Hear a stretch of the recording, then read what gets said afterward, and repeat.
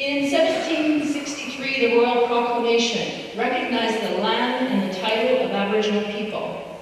So the Crown said, yeah, there's a lot of Aboriginal people that live there.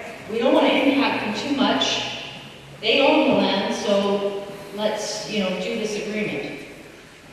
In 1867, the Indian Act giving all rights to lands and resources to the provinces, Canada now retains the responsibility over Indians and Indian land. Well, considering we couldn't really speak the language of the dominant culture coming in, they decided that they would look after our best interests. In 1872, the Indians were stripped the right to vote.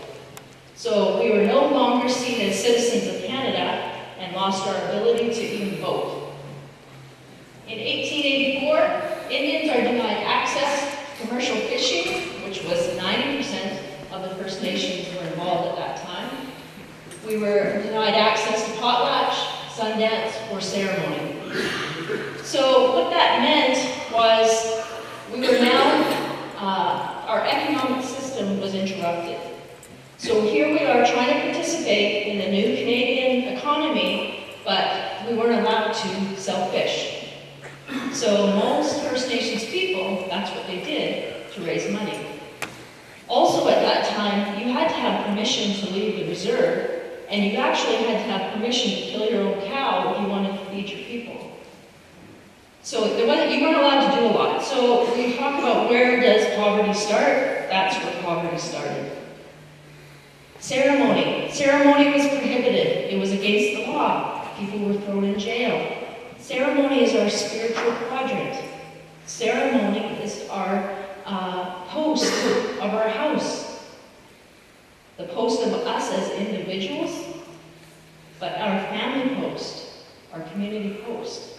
So that one post was eliminated. Okay, so I just want to tell you that there's a huge timeline of things that happened in history, and I just pulled out the ones that were, I thought, important around the economy and family breakdown. In 1916, the size of existing Indian reserves could be unilaterally reduced by Ottawa with Native consent. Native consent never happened. The sizes of reserves were reduced over time, smaller and smaller and smaller. In 1920, removed the need for consent and diminished reserves to less than 36%, mostly non-usable land. So almost every reserve I've been to in Canada has a railroad running through it and lots of rock. And so it's virtually unusable land. However, here on Vancouver Island, we're pretty fortunate. We have lots of waterfront. In 1927, Natives were prohibited to retain a lawyer or gather for political reasons. So you were not allowed to be seen on the street talking to two people at the same time. So if you and one other person were walking about, that's okay. But if there was three of you, you might have been up to no good. You're probably talking about legal political stuff. So that was prohibited. In 1943, all resources from reserve lands were divided provincially and federally for the benefit of Native people. Really? Okay, so you know what? All those resources, I don't think Canada could pay for the interest on the resources that Canadians have benefited from, provincially or federally. In 1951, potlatch ban is removed. However, the rights over land, property, money, local government, and status remain. So now you're allowed to potlatch, you're allowed to have ceremony, and you're allowed to participate in your spiritual practices, but how much cultural drift can happen by that going into hiding and having people participating in residential school? In 1960, Indians were granted the right to vote. I was born in the 60s.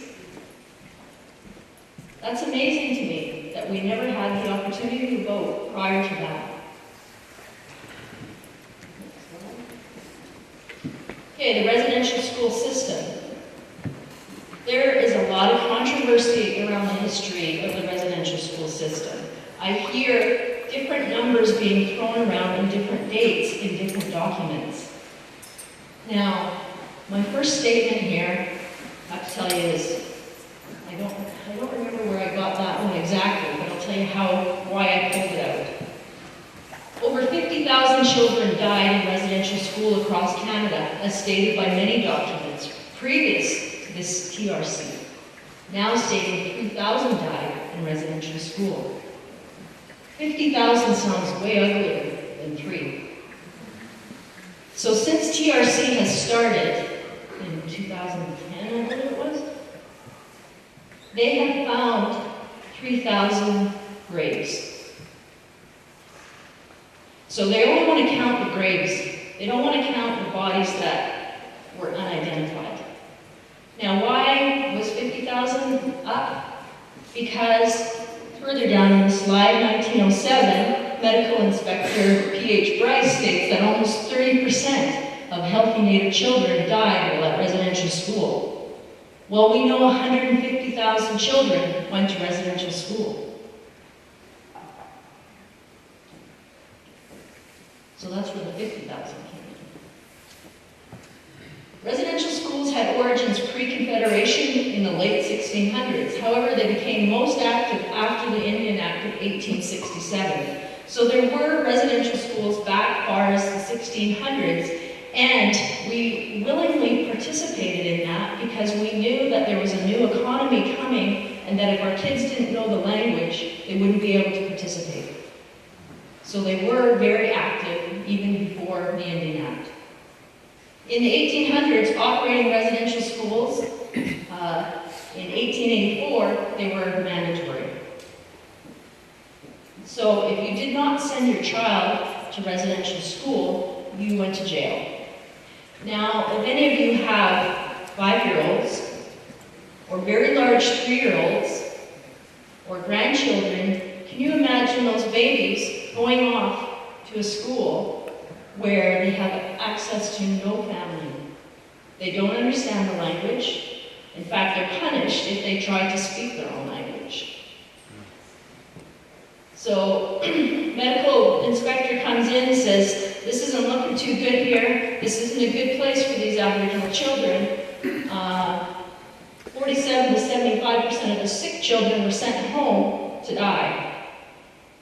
When he brought all this information forward to the government, he was fired, and the information was hidden.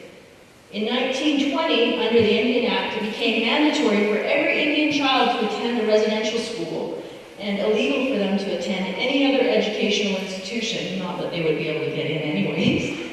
And all Native children between the ages of 5 and 16 must attend residential school. In 1951, the amendments to the Indian Act half-work, half-school system abandoned. However, it was really slow to reverse. All right. In 1960, something happened called the 60s scoop, where lots of Aboriginal children were removed from their home and given up for adoption anywhere on the planet. Now, there are more kids in care now than during the 60s. There are more kids in care now than went to residential school. We don't talk about that. We talk about that stuff way back there.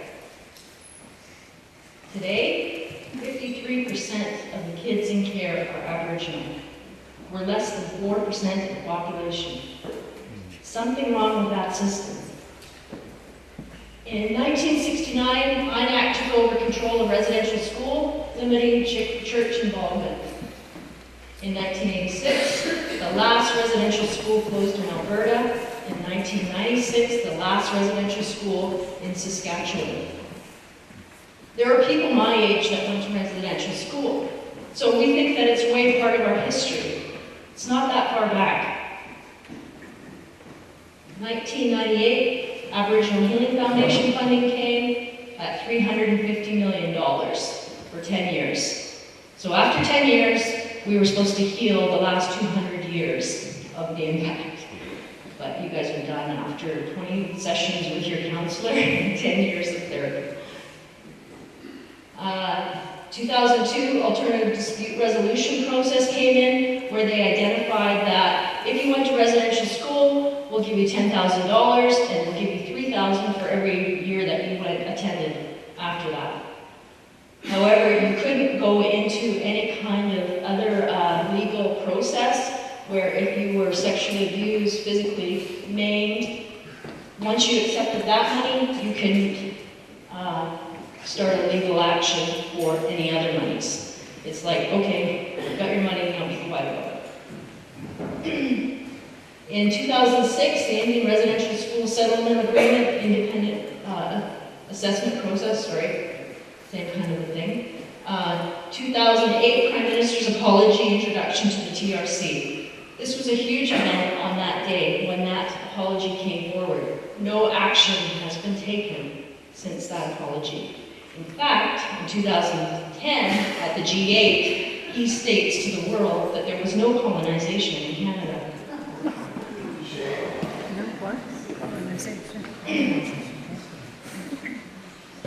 All right, so this is Stevie Harper's little chunk out of his apologies.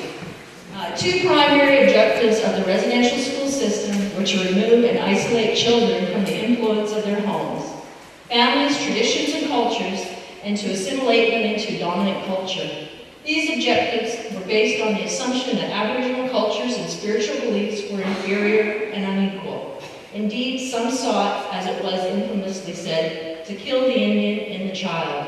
Today we recognize that this policy of assimilation was wrong and has caused great harm and has no place in our country. And as I said, nothing has happened since then.